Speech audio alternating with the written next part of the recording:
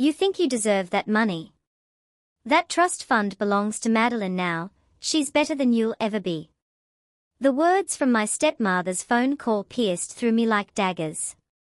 I gripped my hotel room desk, trying to steady my racing heart. Evelyn's voice dripped with satisfaction as she delivered the news that she had emptied the trust fund my mom had left me. My name is Alexandra Hayes, and at 28, I thought I'd finally escaped the toxicity of my family. I work in pharmaceutical sales, which keeps me traveling across the country most weeks. It should have been just another Tuesday in Minneapolis, preparing for tomorrow's client meeting. Instead, I was listening to Evelyn gloat about stealing my inheritance. Thanks for letting me know, I said calmly, my voice betraying none of the rage building inside me. I could almost see Evelyn's smug expression falter at my composed response. She'd expected tears, pleading, or anger, anything but this quiet acceptance. That's all you have to say? Evelyn pressed, disappointed by my reaction. Madeline needs that money for her wedding and new house. You're just going to waste it on your meaningless sales career. I thought about my mom, who had passed away when I was 16. She had built a successful business from nothing and left me the trust fund to pursue my own dreams. Evelyn, who married my dad just 2 years after Mom died, had been trying to get her hands on ever since. Is there anything else? I asked, keeping my voice level. The silence on the other end was telling. What Evelyn didn't know was that 6 months ago, I had a conversation with Mr. Caldwell, my mother's old lawyer. He had warned me about suspicious inquiries Evelyn had been making about the trust. Together, we put safeguards in place, legal protections that would make any unauthorized access not just impossible, but prosecutable. You've always been such a disappointment, Evelyn spat, trying one last time to provoke me. Your stepsister deserves this more than you ever did. I ended the call and looked out my hotel window at the Minneapolis skyline. My hands were shaking, but not from fear.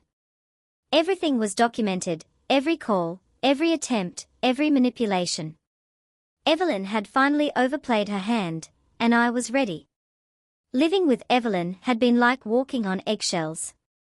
After my mom's death from cancer, my dad seemed desperate to rebuild our family. He married Evelyn just 2 years later, bringing along her daughter Madeline, who was 13 at the time. The tension was immediate and suffocating. My mom had built her pharmaceutical consulting business from scratch, working tirelessly to ensure my future was secure. The trust fund she left me wasn't just money, it was her legacy, her way of protecting me even after she was gone. But Evelyn saw it differently. To her, it was an unfair advantage I had over Madeline. Your mom wouldn't want you to be so selfish, she'd say, trying to guilt me into sharing the inheritance. We are all family now. But we weren't family, not in the way that mattered. While my dad buried himself in work to cope with his grief, Evelyn systematically worked to push me to the sidelines. Madeline became the star of our household. Every achievement, no matter how small, was celebrated lavishly. Meanwhile, my academic scholarships and business school acceptance went practically unnoticed. Evelyn made sure my dad only saw what she wanted him to see. The real wake-up call came during my college graduation. I'd finished top of my class, landed a prestigious job, and done it all while working part-time. My dad couldn't make it because Madeline had a minor cold. She needs her father right now, Evelyn insisted. That's when I knew nothing would ever change unless I changed it myself. I moved out the next day and focused on building my career. The trust fund stayed untouched, not because I didn't need it, but because accessing it meant dealing with Evelyn's interference every time I visited home. She'd make snide comments about my privileged position, how Madeline struggled without the same advantages. 6 months ago, when Mr. Caldwell called to warn me about Evelyn's inquiries, everything clicked into place. She had been playing a long game, waiting for the right moment to strike, but I wasn't that vulnerable 16-year-old anymore. I was my mother's daughter, and I'd learned from the best about protecting what was mine. That evening, back in my hotel room, I pulled out the small photo I always carried of my mom. She was smiling, confident, the kind of woman I'd always aspired to be. The trust fund wasn't just money, it represented everything my mom had worked for. Sitting there, I felt a strange calm wash over me. Anger still surged, but it was tempered by strategy. I dialed Mr. Caldwell's number, my fingers steady despite the fire coursing through me. He answered on the second ring, his voice familiar and reassuring. "Alexandra, what's going on?" he asked. "Evelyn finally made her move," I said, cutting straight to the point. "She claims she's transferred everything to Madeline." "I was expecting this," he replied calmly. "I got an alert about attempted access to the account this morning." "Don't worry, Alexandra. The additional security measures we put in place worked exactly as planned. Every attempt was logged and documented." I let out a breath I hadn't realized I was holding. Nothing had been transferred, not a penny. Mr. Caldwell continued, "We've got her dead to rights on attempted fraud. The documentation is bulletproof. Do you want me to proceed with the next steps?" I thought about all the years of manipulation, the snide comments, the way Evelyn had slowly poisoned my relationship with my dad. She had been so confident in her plan, so sure of her control over the situation, that she hadn't considered I might be 2 steps ahead. "Yes," I said firmly. "It's time to end this. Send the evidence to the family lawyer and copy my dad on everything. I want him to see exactly what his wife tried to do." "Consider it done," Mr. Caldwell said. "And Alexandra, your mother would be proud. She always said you were smarter than anyone gave you credit for." After hanging up, I opened my laptop and booked an earlier flight home. My client meeting would have to wait. I had a family matter to attend to, and this time, I would be the one in control. I landed in Boston the next morning. The autumn air was crisp, biting as it always was this time of year. My dad's house, the one I grew up in, looked exactly the same, but something felt different. Maybe it was me. I had called ahead to let him know I was coming, but I hadn't mentioned Evelyn's phone call. Some conversations needed to happen face to face. I found them in the living room, Dad, Evelyn, and Madeline. Evelyn's smug smile faltered when she saw me walk in, replaced by confusion at my calm demeanor. "Alexandra," my dad started, looking concerned. "I didn't expect you until later. Is everything okay?" "Actually, Dad, we need to talk," I said, pulling out my phone and the file Mr. Caldwell had sent over yesterday. "Evelyn called to tell me she'd emptied my trust fund and given everything to Madeline. I thought you should see exactly what happened." Evelyn's face went pale. "I was just trying to help Madeline, don't," my voice was steel. "Every attempt you made to access the account was documented. Every call, every forged signature, every manipulation, it's all here." I handed my dad the file. His hands shook as he read through the papers, his expression darkening with each page. "Evelyn, what did you do?" His voice was barely a whisper. "She's lying," Madeline jumped in, face red. "She's always been jealous of me." I pulled out another document, the complete trust fund statement. The money's still there. Safe and untouched. Evelyn's attempts to transfer it failed because I was warned about her plans months ago. I took precautions. "Precautions?" Evelyn spat. "You set me up." "No," I replied calmly. "I protected what was mine. Just like Mom taught me to do." The silence in the room was deafening as my dad read through each document, every manipulative email Evelyn had sent to the bank, every forged signature attempt, every calculated move she'd made to steal my inheritance. It was all there in black and white. "I did this for our family," Evelyn protested, but her voice wavered. "Madeline needs to stop," my dad's voice cracked. These documents, you tried to forge my signature, you lied to the bank, he looked up at me, his eyes filled with a pain I hadn't seen since Mom died. Alexandra, I had no idea, he whispered. Of course you didn't, I said softly. Evelyn made sure of that. The weight of 12 years of manipulation hung in the air, thick and suffocating. My dad looked at Evelyn as if he were seeing her for the first time, and not in a good way. Every calculated lie, every subtle attempt to turn him against me, every effort to take what was rightfully mine, it was all laid bare in the documents. You planned this, my dad said quietly, shaking his head, still holding the papers. I just wanted to help Madeline, Evelyn stammered, her confidence shattered. You tried to steal from your own stepdaughter, he said, his voice firm now. I trusted you, and you betrayed that trust. That's unforgivable. Tears ran down Madeline's cheeks, but these weren't the manipulative tears she had perfected over the years. These were genuine, wide-eyed, shocked tears as she slowly realized the gravity of her mother's actions. I didn't know, she whispered, almost apologetically. You didn't know? I repeated, my voice calm but piercing. Do you understand what she tried to do? I held up the file one more time. Every call, every forged signature, every attempt to manipulate the account, documented. She didn't just want to help. She wanted control. She wanted my mother's legacy, and she didn't care who she hurt along the way. Evelyn's face went pale as she realized the battle was already lost. You set me up, she spat, desperation creeping into her tone. No, I said evenly, my mother's calm determination guiding my words. I prepared. Just like Mom would have. I protected what was mine. And I'm not afraid to show the truth. My dad's hands trembled as he placed the documents down on the coffee table. Gabriella. I had no idea.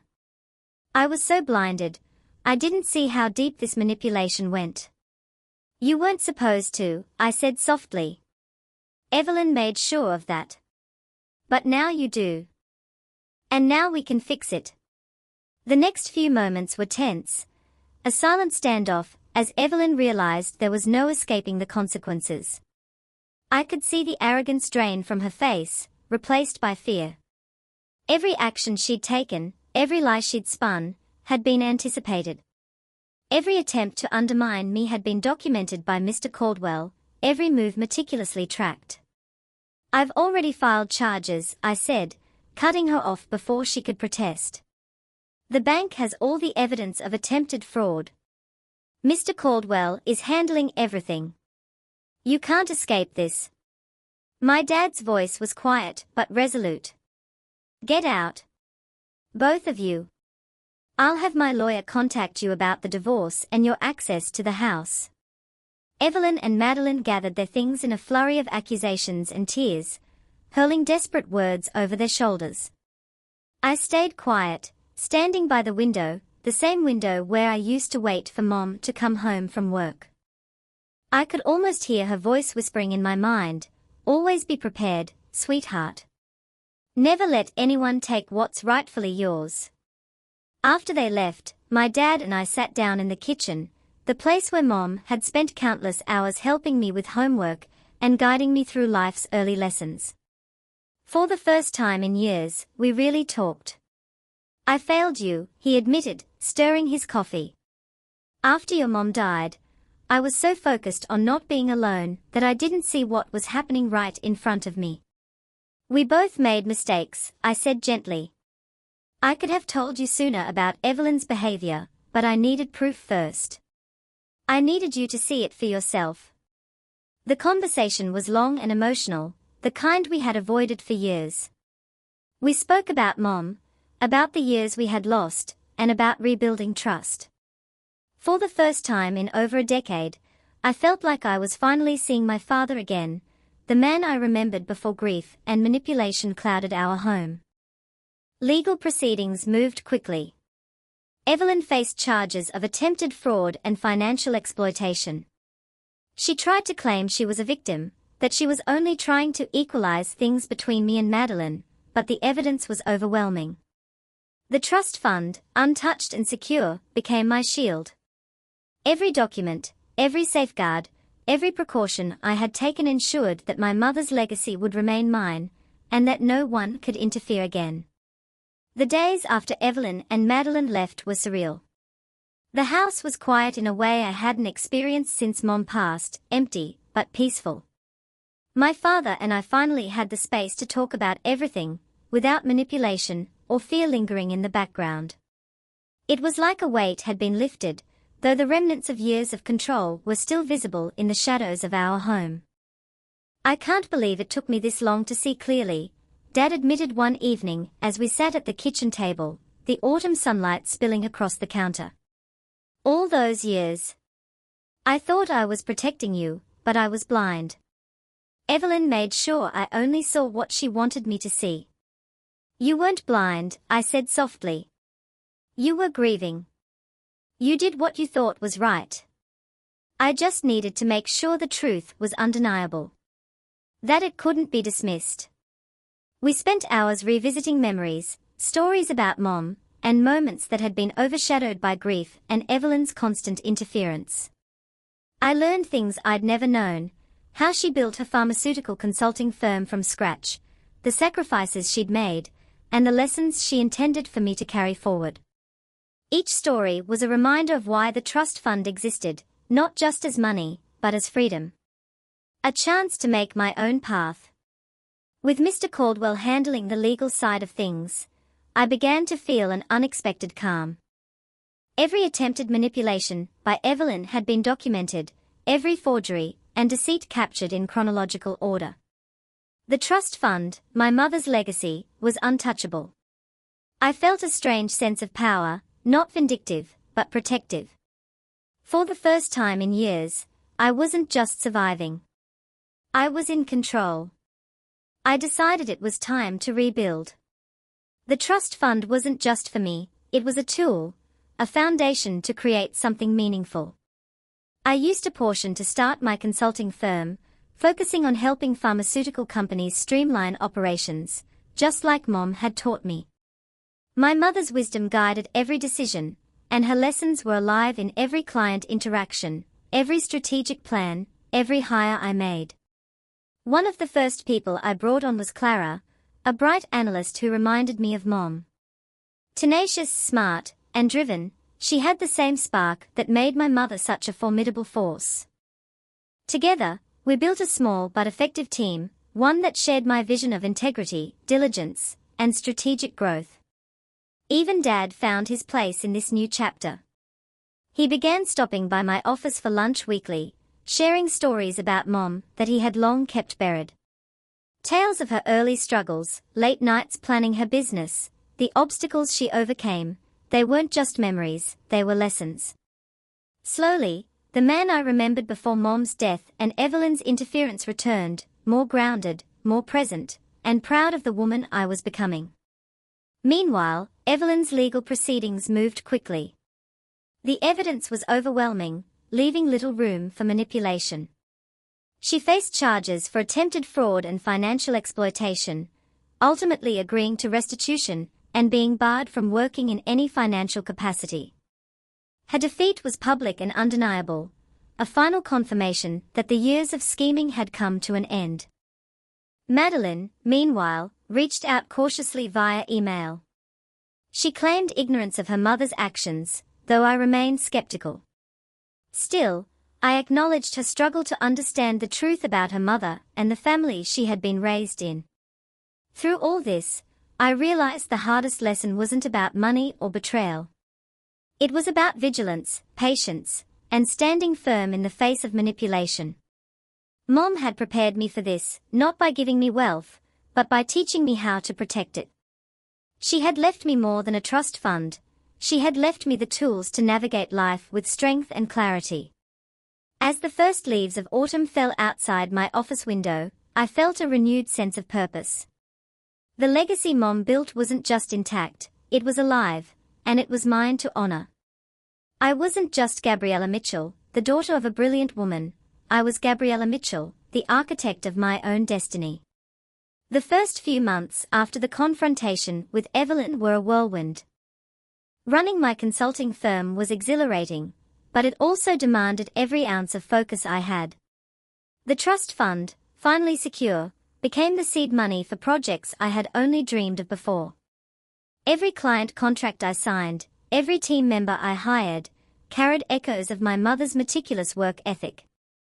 She had built her company from the ground up, and now I was building mine, informed by her lessons, but guided by my own vision. Clara proved to be invaluable.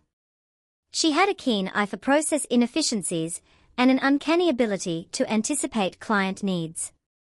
Watching her approach a problem reminded me of my mother, the same drive, the same analytical precision.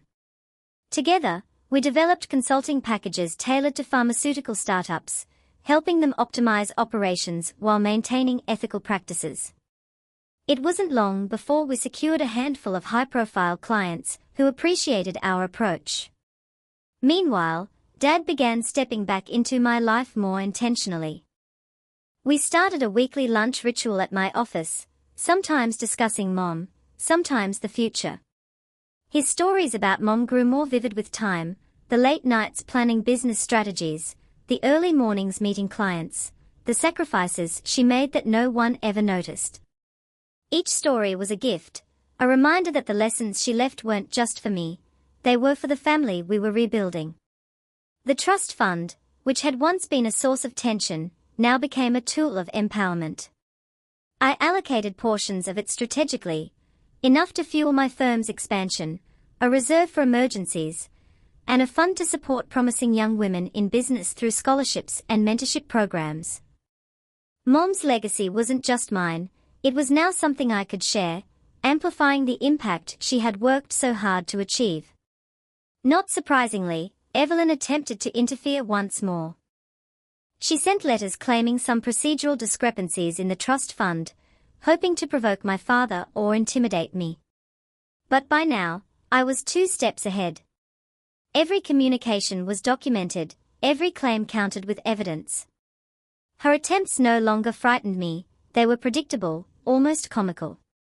The woman who had spent over a decade trying to manipulate us had finally met her match. Even Madeline began to reach out more frequently, tentatively at first. Her emails were cautious, apologetic, acknowledging the things she had misunderstood about her mother and our family dynamic. I didn't fully trust her, but I understood that she, too, was processing the truth. We slowly began a limited, professional relationship, centered around family updates rather than the toxic competition Evelyn had fostered. By the end of the year, my firm had grown from a small office with 3 employees to a team of 8, each carefully selected for talent, integrity, and passion. We expanded into 2 additional cities, taking on larger clients and creating systems that mirrored Mom's focus on efficiency and ethical practice. Every success, every contract signed, felt like a tribute to her, a fulfillment of the promise she had left me with the trust fund. The most profound change, however, was in my relationship with Dad. For years, our bond had been strained under grief, guilt, and Evelyn's interference. Now, we laughed again. We shared memories of Mom freely, no longer tempered by manipulation or guilt. Sometimes, we even debated over business decisions, he offering insights from his experience, I making the final call. The balance felt right, as if we were finally operating as a true partnership. Through it all, I realized the most important lesson wasn't the money. It wasn't the manipulation we had overcome. It was the preparation and resilience Mom had instilled in me. The trust fund had given me freedom, yes, but it was her guidance, her example, and her faith in me that had made me ready. For the first time in years, I felt untouchable, not because of wealth, but because I understood my own strength, my own worth, and the legacy I carried forward. The challenges that had once seemed insurmountable were now opportunities to grow. And as I looked out over Boston from my office, the city lights reflecting the promise of the future, I knew I was ready for whatever came next. By the time spring arrived, my consulting firm was thriving in ways I hadn't dared imagine just months earlier. What had started as a small venture powered by Mom's trust fund had grown into a recognized brand in pharmaceutical consulting. I had carved out a niche helping startups streamline operations, manage compliance, and optimize workflows. Each success felt like a personal victory, proof that I could not only survive, but excel on my own terms. Clara had become indispensable. Her strategic insights were sharp, and her dedication rivaled my mother's. I trusted her implicitly, and she often took the lead on client presentations, which freed me to focus on expansion. Together, we were shaping a culture in the firm that valued transparency, competence, and loyalty, the antithesis of the environment Evelyn had cultivated at home. Dad visited regularly, and our weekly lunches became the highlight of my schedule. Those conversations were no longer awkward or strained, they were honest, open, and healing. He shared stories of Mom that I hadn't heard before, how she had meticulously tracked every contract, how she had spent countless late nights mentoring young employees, how she had quietly prepared for my future long before her illness. Listening to him, I felt a deeper connection to her legacy than I ever had before. Meanwhile, Evelyn's attempts to meddle continued, though they were increasingly futile. She sent letters disputing minor account procedures, hoping to unsettle Dad or intimidate me, but her actions only reinforced the importance of the safeguards Mr. Harrison had implemented. Every communication was documented, every claim countered with evidence. I no longer feared her interference, I anticipated it.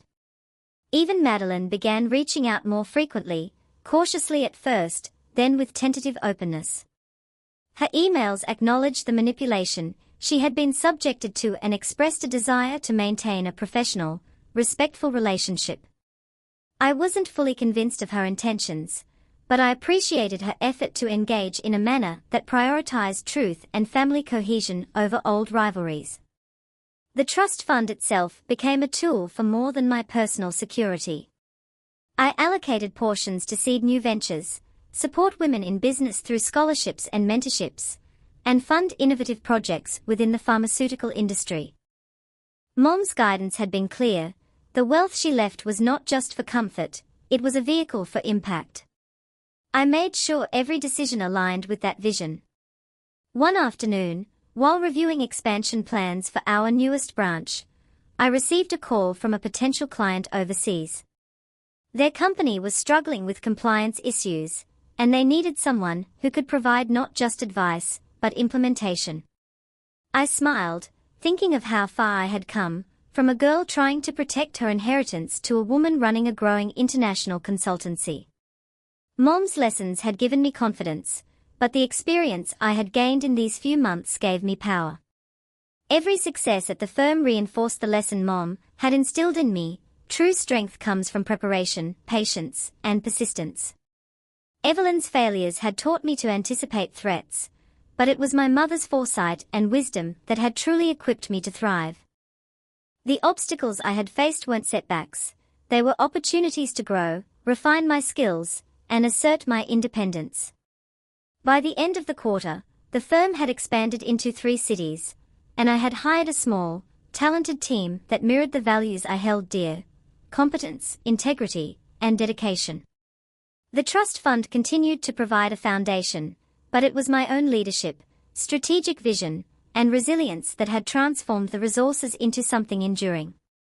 As I looked out over Boston from my office that evening, the city lights reflecting off the river, I felt a deep sense of satisfaction.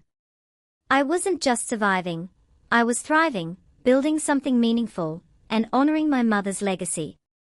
The years of manipulation, the attempts to undermine me, and the challenges that once seemed insurmountable had all led to this moment.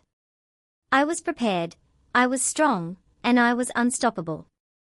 The summer sun was warm as I stood outside Dad's house one Saturday morning, sipping coffee, and watching the neighborhood slowly come to life. It had been a year since I had fully reclaimed control over my inheritance, and life had finally settled into a rhythm that felt right. Dad and I were closer than ever, and the shadow of Evelyn and her schemes had largely disappeared from our lives. I remembered the first time I had confronted her with the evidence, how shocked and flustered she had been, and how carefully documented every attempt had been. It was a turning point, not just for my finances, but for my confidence. That day had solidified a lesson I would carry for the rest of my life. Preparation and patience could transform vulnerability into power. The trust fund had become more than money. It had become a symbol of Mom's legacy and the values she had instilled in me. With Mr. Harrison's guidance, I had used it to launch my consulting firm, provide scholarships for young women entering business, and mentor startups struggling to navigate the pharmaceutical landscape. Mom had left me a gift that transcended wealth. It was a blueprint for independence, foresight, and impact. Dad had fully embraced the new dynamic between us. We spent long afternoons in his study, talking about Mom, her business strategies, and our family history. Sometimes we laughed about the small ways Evelyn had tried to control things, and sometimes we paused in silence, letting the weight of what had been endured sink in. But those conversations were healing, not painful, and each one strengthened our bond. One evening, while reviewing a new client proposal with Clara, I received an unexpected email from Madeline. She wrote cautiously but sincerely, acknowledging how manipulative her mother had been in expressing a desire to build a more honest relationship. I paused, reflecting on the irony. The same person who had once seemed untouchable had been humbled by her own actions. I replied with professionalism and a degree of warmth, boundaries in place, yet an olive branch extended. The growth of the firm had exceeded even my own expectations. We had offices in 3 cities, a team of talented analysts, and a growing international client base. Mom's trust fund had been the seed, but the cultivation had been entirely my own. Each success reminded me of her wisdom, her encouragement to trust myself, and the lessons in resilience she had quietly embedded in my upbringing. I also took time to give back locally. I partnered with community programs to provide mentorship for high school and college students interested in business and science. Seeing their enthusiasm, their questions, and their ambition reminded me of myself at 16, the girl navigating loss, betrayal, and the complexities of family while trying to carve her own path. On the anniversary of Mom's passing, Dad and I visited her grave. We brought flowers from her favorite garden, arranging them carefully as the morning light cast long shadows.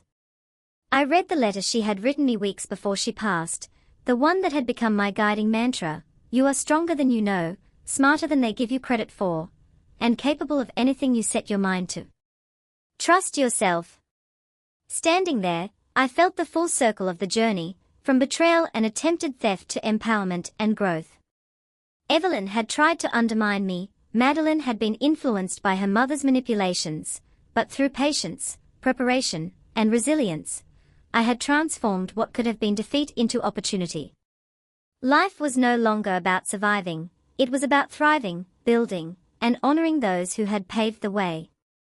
The trust fund had been a tool, but Mom's lessons had been the real inheritance. Dad placed a hand on my shoulder, and we stood together in silence, a quiet acknowledgement of everything we had endured, and everything we had built. I walked away from the grave that day feeling lighter, stronger, and more capable than ever. I had reclaimed not just my inheritance, but my future, my confidence, and my agency. And I knew that whatever challenges lay ahead, I would meet them with the same wisdom, courage, and preparation that had carried me through the darkest chapters of my life.